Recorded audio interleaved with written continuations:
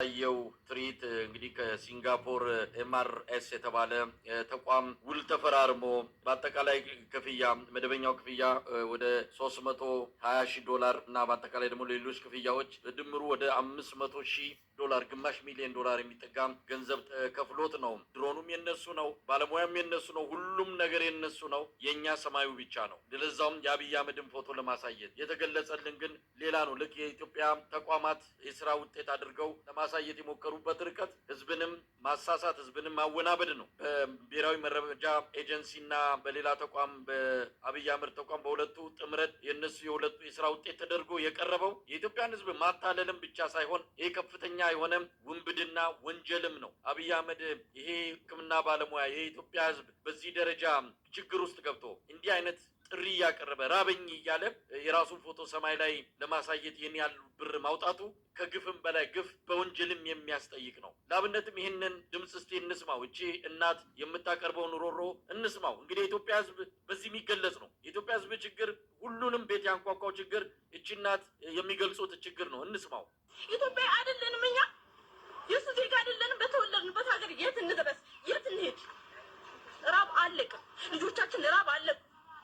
ምን ብንሄድ ምንም መፍትሄ ልናገኝ አልቻልም። እንዴት እንሁን? ለልጆቻችን ይረከቡ። ልጅ ከባድ ነው። በአሁኑ ሰዓት በጣም ነው የሚከብደው። እንኳን ለራስ በአሁኑ ሰዓት ይሄ ለራሳችን አቅቶናል። ቁርስ አግኝተን የሰዎች ቁርስ ብናገኝ ማታ ወይ ምሳ እናገኝ፣ ምሳ ማናገኝበት ሰዓት አለን።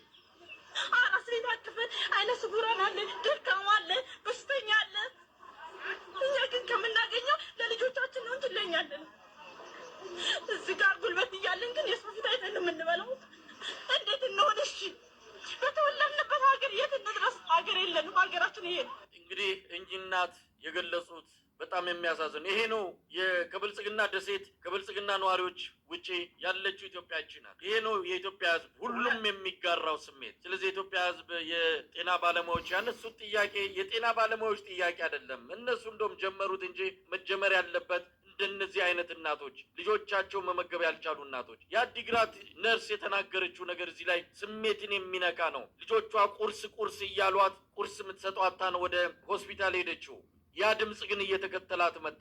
በኋላ ላይ ሁኔታዋን አይተው ሲጠይቋት ልጆቼ ቁርስ የሚለው ድምፅ ጆሮዬ ላይ ያቃጨለብኝ ነው አለች። ነርሷ ልጆቿን መመገብ አልቻለችም። ይሄ ነው የኢትዮጵያ እውነት። የአብይ ሌላ ነው፣ ሌላ ዓለም ላይ ነው ያለው። $500,000 አውጥቶ ትርኢት የድሮን ዳንስ የሚያሳይ ነው። ሮቦት ነው የሚያስበው። ለኢትዮጵያ ህዝብ መድኃኒት የሚያውጥላችሁን ሮቦት በየቤታችሁ አመጣለሁ እያለ ነው። ይሄ ግልጽ የሆነ መታመም ጤነኝነት አይደለም። ይህ ሰውዬ ቶሎ ማሰናበት የኢትዮጵያ ህዝብ የወቅቱ ቀዳሚ ተግባር መሆን አለበት።